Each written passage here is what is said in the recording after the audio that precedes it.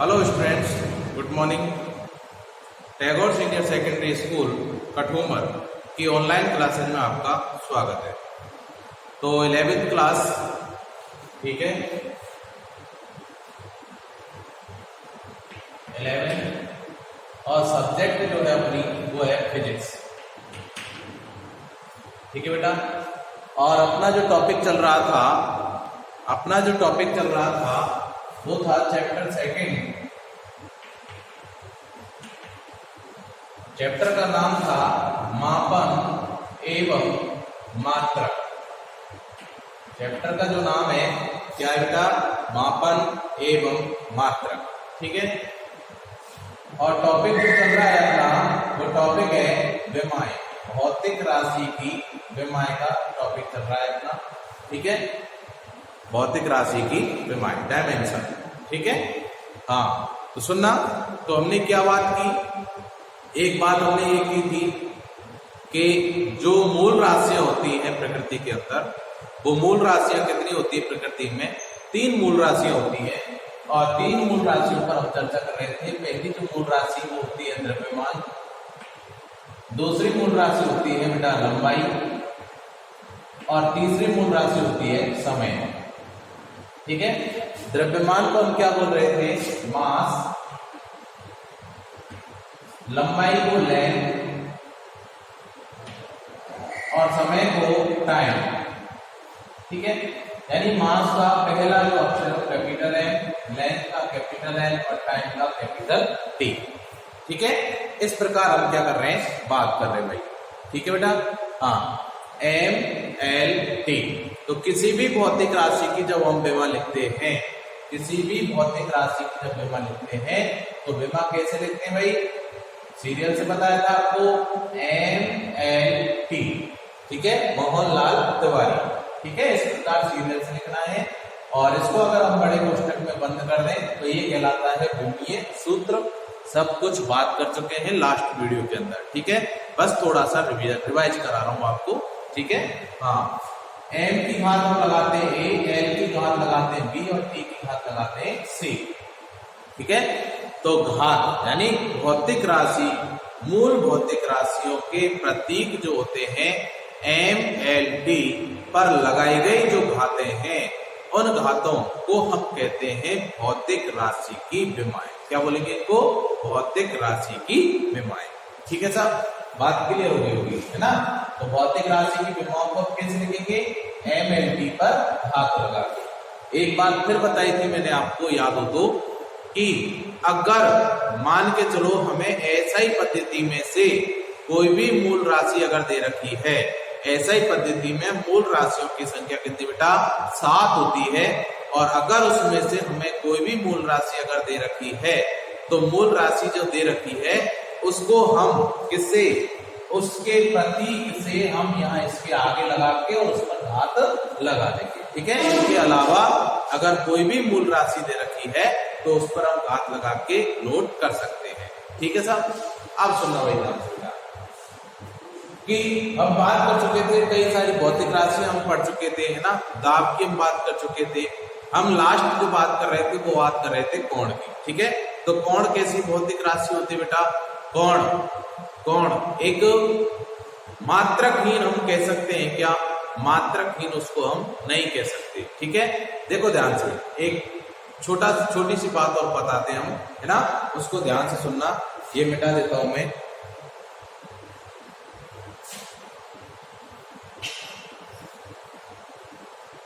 तो कल हम बात कर रहे थे पूरक मात्रक। किसकी बात कर रहे थे बेटा? पूरक मात्रक। तो देखो SI पद्धति में मूल मात्रक कितने बेटा? मूल मात्रक तो हम पढ़ चुके हैं कितने होते हैं? 7 होते हैं। मूल मात्रक कितने होते हैं? 7, ठीक है। पूरक मात्रक और पढ़ते हैं यहां पर, पूरक मात्रक। तो पूरक मात्रकों की संख्या होती है 2। कितनी होती है बेटा? 2 होती है, ठीक है। पूरक मात्रक कितने? 2 होते हैं, ठीक। अच्छा, मूल मात्रक तो 7 है और पूरक मात्रक कितने हो गए? 2 हो गए, ठीक है। ध्यान से सुनना भाई, तो मूल मात्रक कितने 7 और पूरक मात्रक कितने 2। मूल मात्रक 7 हम पढ़ चुके थे, क्या क्या थे भाई 7 मूल मात्रकों में। पहला तो हो गया कौन मीटर, दूसरा हो गया किलोग्राम, तीसरा हो गया सेकंड, चौथा हो गया ताप का मात्रक केल्विन, विद्युत धारा का मात्रक एम्पियर, ठीक है, ज्योति तीव्रता का कैंडेला और पदार्थ की मात्रा किसमें मोल में। तो इस प्रकार ये 7 मूल मात्रक होते हैं। कितने होते हैं 7 मूल मात्रक होते हैं। अच्छा पूरक मात्रक क्या होते हैं बेटा, देखो भौतिक राशि होती है 2। पूरक मात्रक की बात करें तो एक तो होता है कोण और दूसरा भी होता है बेटा कोण, दोनों ही कोण है। तो याद करो कल हमने एक बात कही थी कि कोण, ठीक है, तो कोण की जब हम बात कर रहे हैं तो कोण बराबर क्या होता है बेटा, कोण बराबर होता है चाप बटे त्रिज्या। क्या होता है चाप बटे त्रिज्या। तो कोण बराबर होता है चाप बटे त्रिज्या। तो यहां से जब हम देखते हैं तो कोण बराबर चाप बटे त्रिज्या से, तो चाप का मात्रक भी क्या होता है बेटा मीटर होता है, त्रिज्या का मात्रक भी क्या होता है मीटर। तो यहां से अगर हम देखें तो कोण जो है वो कैसी राशि आ रही है, एक मात्रकहीन राशि आ रही है। कोण कैसी राशि आ रही है बेटा, एक मात्रकहीन राशि है। कैसी है, एक मात्रकहीन, ठीक है। लेकिन हमें ये मात्रकहीन राशि नहीं कहनी, क्यों, क्योंकि इसका एक पूरक मात्रक रखा जाता है कि जब भी हम किसी कोण को व्यक्त करते हैं तो उसका मात्रक साथ में लेके चलते हैं, और वो क्या लिख के चलते हैं, रेडियन। क्या लिख के चलते हैं बेटा, रेडियन। तो रेडियन जो होता है वो क्या होता है, कोण का मात्रक होता है। अब देखो कोण जो है वो 2 प्रकार से हम बना सकते हैं, ठीक है। 2 प्रकार की आकृतियां होती है अपने पास, एक तो होती है द्विविमीय आकृति और एक होती है त्रिविमीय आकृति। ध्यान से सुनना बेटा, देखो कोण का निर्माण कैसे हुआ, कोण का निर्माण कैसे हुआ, तो हमने समतलीय आकृति पढ़ी बेटा। समतलीय का मतलब कि किसी भी राशि का, किसी भी बात करें हम किसी भी आकृति का, जैसे आयत है, वर्ग है ना, तो ये सभी जो आकृतियां होती हैं ये सभी आकृतियां होती है समतलीय आकृति। और इन समतलीय आकृतियों के लिए अगर हम बात करें तो समतलीय आकृतियों का जो निर्माण हुआ है, उद्गम हुआ है, वो कहां से हुआ है, तो कहां से हुआ बेटा, वो हुआ है बिंदु से। किससे हुआ है, बिंदु से। हालांकि ये कोई भी आकृतियां नहीं होती है ना, लेकिन हम इनको मान के चलते हैं कि मान लेते हैं कि माना कि ये कौन है, बिंदु है। कौन है बेटा, बिंदु है ना। बिंदु का मतलब समझ रहे हो, बिंदु की परिभाषा क्या होती है बेटा, कि जिसका ना तो कोई आकार होता है, ना ही कोई लंबाई होती है, ना ही कोई चौड़ाई होती है ना, मतलब जिसका ना तो कोई आकार है, ना कोई आकृति है, कुछ भी नहीं है, उसको हम बोलते हैं बिंदु। तो जब कोई आकार ही नहीं होगा, कोई लंबाई नहीं होगी, कोई चौड़ाई नहीं होगी, कुछ नहीं होगा, तो बिंदु कहीं दिखेगा क्या, कुछ नहीं दिखेगा हमें, ठीक है। लेकिन फिर भी हम क्या कहते हैं कि माना कि ये क्या है, बिंदु है, ठीक है। अगर इसकी नाप तोल करके देखें तो इसका आकार भी है, आकृति भी है, ठीक है, लंबाई भी होती है, चौड़ाई भी होती है, ठीक है। लेकिन हम परिभाषा में देखते हैं तो बिंदु का कोई अस्तित्व नहीं है एक तरह से, ये मान लीजिए, ठीक है। अच्छा, जब बिंदु ही नहीं होगा तो आकृतियां कहां से होंगी, लेकिन हम मान के चल रहे हैं, ठीक है, माना के, पूरे फिजिक्स माना के डिपेंड कर रही है, ठीक है सर। तो ये बिंदु, अब यदि 2 बिंदु से बिंदु मिलाते जाए तो 2 बिंदुओं से मिला के खींची गई रेखा, ये कहलाता है रेखा खंड, ठीक है। ऐसे यदि 2 रेखा खंडों को आपस में से काट दें तो ये क्या बन गया भाई, क्या बन गया, कोण बन गया। क्या बन गया, कोण।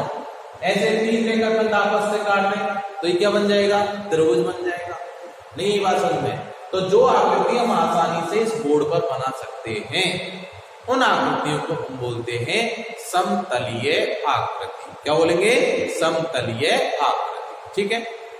तो ये वाला जो कोण बनेगा 2 रेखा खंडों को काटने पर, ये कोण किस पर बन रहा है भाई, समतल पर बन रहा है, तो इसे हम बोलेंगे समतल कोण। क्या बोलेंगे इसको, समतल कोण, ठीक है। तो एक तो भौतिक राशि होगी कौन सी, समतल कोण। पूरक मात्रकों में बात कर रहे बेटा हम, ठीक है, क्या बन गया, समतल कोण बन गया, ठीक। अच्छा, समतल कोण का मात्रक क्या हो गया भाई, पूरक मात्रक हो गया बेटा रेडियन, ठीक है। समतल कोण का पूरक मात्रक क्या हो गया बेटा, रेडियन हो गया। क्या हो गया? रेडियन। ठीक है, बात समझ में आ गई है ना कि समतल कोण का पूरक मात्रक होता है और पूरक मात्रक क्या होता है? रेडियन होता है। ठीक है, अच्छा दूसरे कोण की बात करें तो दूसरा जो कोण होता है वो होता है घनीय कोण। ठीक है, घनीय का मतलब देखो घन कैसी आकृति होती है बेटा? घन जैसे हम बात करें एक चौक का डिब्बा जो आता है ना, चौक का डिब्बा आता है, घन और घनाव आकृतियां आप लोगों ने पढ़ी है। जैसे अपना कमरा होता है तो उस कमरे के अंदर कितनी दीवारें होती हैं, जैसे घन बनाए तो घन इस प्रकार बनेगा।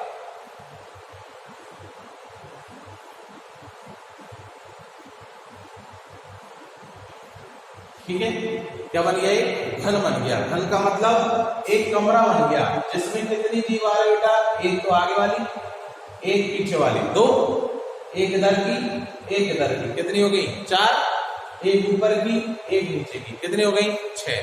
तो जिसके अंदर 6 दीवारें होती हैं, मतलब हम ये कह सकते हैं जिसकी स्थिति 3 निर्देश तंत्रों के सापेक्ष निकलती है। ठीक है, यहां पर हम केवल 2 ही दिशाएं देख रहे हैं, लेकिन यहां पर हमें 3 दिशाएं नजर आ रही है। देखो, एक तो ये रही, एक ये रही, और एक ये जो रेखा नजर आ रही है, ये रेखा ऐसे नहीं है। ये रेखा कैसे बेटा? इस प्रकार है, इस प्रकार, आगे की ओर, बाहर की ओर। बात क्लियर हुई है ना? कि जैसे हम बात करें एक रेखा इधर जा रही है, एक रेखा ऊपर जा रही है। ठीक है, तो तीसरी जो रेखा होगी वो किधर होगी? इधर होगी, सामने।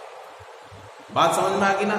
ठीक है, कहने का मतलब इस दिशा में भी है, ऊपर भी है और आगे की तरफ भी है। तो 3 दिशाएं हो गई। ठीक है, तो इसका अगर हम कोई कोना काटे, जैसे मान लो यहां से एक कोना काट दिया 3 भुजाओं से मिलाकर, तो ये वाला जो कोना कटा है, ये वाला, तो यहां पर जो कोण अंतरित होगा, तीनों भुजाओं से निर्मित जो कोण होगा, ये कोण कहलाता है घनीय कोण। घन का मतलब समझ रहे हो? जिसकी घात 3, ये हम लिख के चलते हैं। ठीक है, तो समतल कोण का मतलब जिसमें केवल 2 ही दिशाएं संभव है, 2 ही दिशाओं से मिलकर कोण बन रहा है, तो इसको बोलेंगे हम समतल कोण, समतल आकृति, और इसको बोलेंगे घन कोण। ठीक है, तो घन कोण कैसे बनेगा? जैसे हम पेंसिल है, पेंसिल शंकु आकार देखा होगा आप लोगों ने, शंकु, शंकु देखा होगा, तो शंकु कैसा होता है?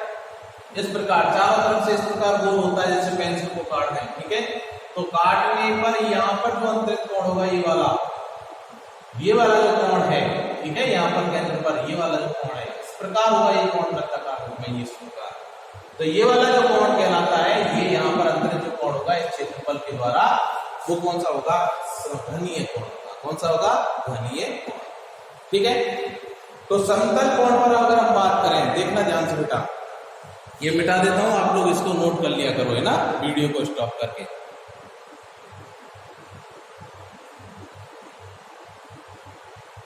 देखो, जैसे हम बात करें समतल कोण, समतल कोण, तो समतल कोण बराबर क्या बेटा? देखना, 2 रेखाएं काट ली इस प्रकार। ठीक है, ये सेंटर हो गया। तो यहां से अगर जैसे हम बात करें कि साहब वृत्त कैसे बनाए, तो वृत्त कैसे बनाए भाई? कि जो रेखाखंड हमें दिख रहा है, ये रेखाखंड है, तो इस रेखाखंड के लिए अगर हम बात करें, तो इस रेखाखंड के एक भाग को तो पकड़ लो और दूसरे भाग को घुमा दो, ये लो। ठीक है, तो ये क्या बन गया भाई? रेखाखंड बन गया। क्या बन गया? रेखाखंड, ये वाला। ठीक है, और इस रेखाखंड से जो आकृति निकल के आई, ये वाली, ये क्या बन गई? वृत्त बन गई। ठीक है, अब मैं इसी में 2 रेखाखंड काटूं, देखो ये वाला काट दिया। ठीक है, तो ये रेखाखंड 2 काट दिया, तो काटने पर यहां पर जो कोण अंतरित हुआ है, ये वाला, ये कोण क्या है? थीटा। ये भुजा क्या कहलाएगी बेटा? त्रिज्या। ये भी क्या कहलाएगी? त्रिज्या। ठीक है, और ये क्या है? यहां से यहां तक ये है चाप। ठीक, तो यहां से हमने देखा साहब कोण बराबर क्या होता है? कोण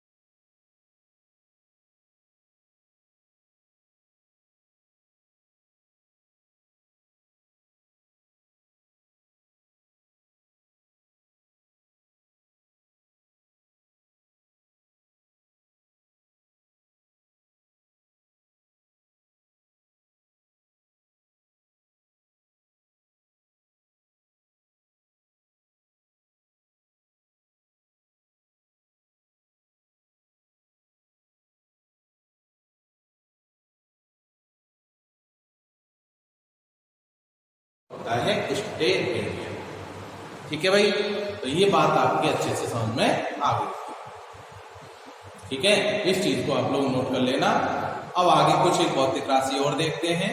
ठीक है, और उसके बाद ये बेमा वाला ये जो बात जो चल रही है अपनी, वो हम स्टॉप करेंगे। ठीक है, क्यों? साथ साथ जैसे जैसे हम आगे बढ़ते जाएंगे वैसे वैसे हम भौतिक राशि पढ़ेंगे, और भौतिक राशियों के साथ साथ हम उसकी बेमा, मतलब हमें बेमा लिखना आना चाहिए।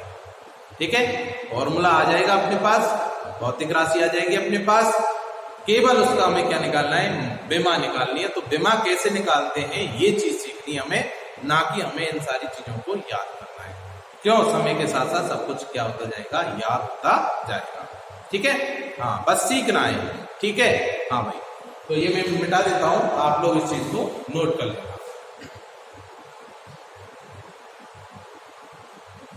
हाँ भाई, जैसे देखो बेटा, एक भौतिक राशि आप लोगों ने पढ़ रखी है, और भौतिक राशि है शक्ति। ये पढ़ा हुआ है आप लोगों ने। ठीक है, क्या होती है? शक्ति। तो शक्ति क्या होती है बेटा? शक्ति बराबर होता है कार्य बट्टे समय। शक्ति बराबर कार्य बट्टे समय। ठीक है, जो चीज आप लोगों ने पढ़ रखी है उसी पर हम चर्चा कर रहे हैं, ध्यान रखना। ठीक है, शक्ति बराबर क्या है बेटा? कार्य बट्टे समय। शक्ति बराबर है कार्य बट्टे समय। ठीक है, तो हमने कल कार्य की बात की थी, याद हो, है ना, लास्ट वीडियो के अंदर। तो कार्य क्या था भाई? कि कार्य बराबर था बल इंटू विस्थापन। ये था कार्य बराबर क्या है? बल इंटू विस्थापन। तो यहां पर हमने बल की विमा लिखी बेटा, क्या थी बल की विमा? m1 l1 t-2। क्या थी बल की विमा? मैंने याद करने के लिए बोला है। ठीक है, डायरेक्ट याद रखना है। ठीक है, बल की विमा है m1 l1 t-2, और विस्थापन की विमा है बेटा l1। विस्थापन की विमा l1। तो कार्य की जो विमा है वो क्या आ गई? m1 l1 l1 l2 t-2। तो ये है कार्य की विमा। ठीक है बेटा, तो कार्य की विमा हो गई m1 l2 t-2। ठीक है, अच्छा, शक्ति बराबर है कार्य बट्टे समय। कार्य बट्टे समय, तो हम डायरेक्ट इसकी विमा लिखेंगे शक्ति। तो कार्य की विमा क्या है अपने पास? ये रही m1 l2 t-2। कार्य की विमा क्या है? m1 l2 t-2 बट्टे, कौन है बट्टे में? समय। तो समय की विमा क्या होगी भाई? m0 l0 t1। क्या होती है समय की विमा? m0 l0 t1। ठीक है, बात क्लियर हो गई सबके? समय की विमा क्या है भाई? m0 l0 t1। ठीक, अब इसको आगे चले तो देखना ध्यान से, नीचे लिख रहा हूं यहां शक्ति की विमा। शक्ति की विमा देखो, समय में टी है ऊपर भी और नीचे भी, तो m l t ये लिख दिया। ठीक है, अच्छा, ऊपर है घात 1, नीचे कितनी? 0, तो कितनी बची? केवल 1 बची। l की घात 2, l की घात 0, कितनी बची? 2। t की घात -2, इसको अगर मैं ऊपर ले जाऊं तो ये किसकी बन जाएगी? माइनस की बन जाएगी। किसकी बन जाएगी? माइनस की। क्यों? नीचे घात किसकी है? प्लस। ऊपर ले जाएंगे तो माइनस। तो जब t की घात ऊपर ले जाएंगे तो हो गया -1, और -1 और -2 कितना हो गया बेटा? -3 हो गया। कितना हो गया? -3। ठीक है, तो इसका मतलब शक्ति की जो विमा है वो क्या हो गई? m1 l2 t-3। शक्ति की विमा क्या है बेटा? m1 l2 t-3। बात समझ में आ गई है ना? तो ऐसे बेटा कई सारी भौतिक राशियां हैं, है ना? अगर इनको कराने लगे तो पूरा महीना निकल जाए, है ना? इतनी सारी भौतिक राशियां हैं। ठीक है, तो हमें इनको अभी के अभी, है ना, सभी भौतिक राशियों को अभी के अभी याद नहीं करना है। क्यों? याद भी नहीं होंगी। अगर इनको याद करने बैठ गए तो ये याद भी नहीं होंगी। लेकिन जैसे जैसे, जब तक हमें ये नहीं पता चलेगा कि वास्तव में शक्ति है क्या, है ना, कि जब तक हमें इसका फॉर्मूला याद नहीं होगा, कि शक्ति की परिभाषा याद नहीं होगी, फॉर्मूला याद नहीं होगा, तब तक हम इसकी विमाएं नहीं निकाल सकते। ठीक है, तो हमें विमाएं याद नहीं करनी है, हमें विमाएं निकालना सीखना है। हमें याद क्या करना है, हमें याद ये होना चाहिए क्या, कि शक्ति किसे कहते हैं, शक्ति की विमा क्या होती, सॉरी शक्ति का फॉर्मूला क्या होता है। तो शक्ति किसे कहते हैं, कि कार्य करने की दर क्या कहलाती है, शक्ति कहलाती है, और शक्ति बराबर होता है कार्य बटे समय। अब यहाँ पर फिर कोई बात, कि जब तक हमें कार्य का नहीं पता तब तक हम इसकी विमा नहीं निकाल सकते। तो कार्य भौतिक राशि है, तो कार्य के बारे में हमने जानकारी ले ली। कार्य क्या है, बल इंटू विस्थापन, कि किसी व्यक्ति के द्वारा जो मेहनत की जाती है, श्रम किया जाता है, उसी को हम क्या बोलते हैं, कार्य बोलते हैं। ठीक है, और कार्य बराबर होता है बल इंटू विस्थापन। अगर कोई वस्तु पर बल लगा रहे हैं और वस्तु क्या कर रही है, विस्थापन तय कर रही है, तो ही उसमें कार्य होगा, अन्यथा कार्य नहीं होगा। ठीक है, तो ये सारी चीजें हमें पता होनी चाहिए, तो हम विमा आसानी से निकाल सकते हैं। ठीक है, तो बात सबके समझ में आ गई होगी, है ना। तो हमने क्या करना है, हमें धीरे धीरे जैसे जैसे टॉपिक आगे बढ़ते जाएंगे, टॉपिक के साथ साथ हमें वही उसकी परिभाषा लिखनी है, उसके बारे में जानकारी प्राप्त करनी है, फिर उसके बाद उसकी विमा लिखेंगे, मात्रक लिखेंगे, फॉर्मूला लिखेंगे, जो भी कुछ आएगा उसी के अंदर वहीं के वहीं छाप देंगे, और वो चीज हमें अच्छे से याद होगी। ठीक है, बात क्लियर होगी आप सबके, है ना। तो अच्छे से पढ़ना है, तैयारी करनी है, और जैसे ही आप लोग मिलोगे, है ना, उसके बाद हम इसका रिवीजन भी कराएंगे। ऐसी बात नहीं है कि साहब जो ऑनलाइन में करा दिया वो आपको नहीं कराया जाएगा, सब कुछ कराया जाएगा, है ना। लेकिन जब आप लोग आओगे स्कूल के अंदर, तब आपको नया टॉपिक दिया जाएगा, और इस टॉपिक को हम बाद में लेंगे। ठीक है सब, हाँ, घबराना नहीं है बिल्कुल भी। जिसके समझ में नहीं आता है वो आप लोग स्कूल में डिस्कस करेंगे। ठीक है, हम लोग बैठ के डिस्कस करेंगे, कोई दिक्कत नहीं है, कोई टेंशन नहीं लेनी, आराम से मस्ती से पढ़ाई करो, मस्त रहो, व्यस्त रहो। ठीक है बेटा, तो आज के लिए इतना ही भाई। ठीक है, मिलते हैं नेक्स्ट क्लास में, तब तक के लिए धन्यवाद।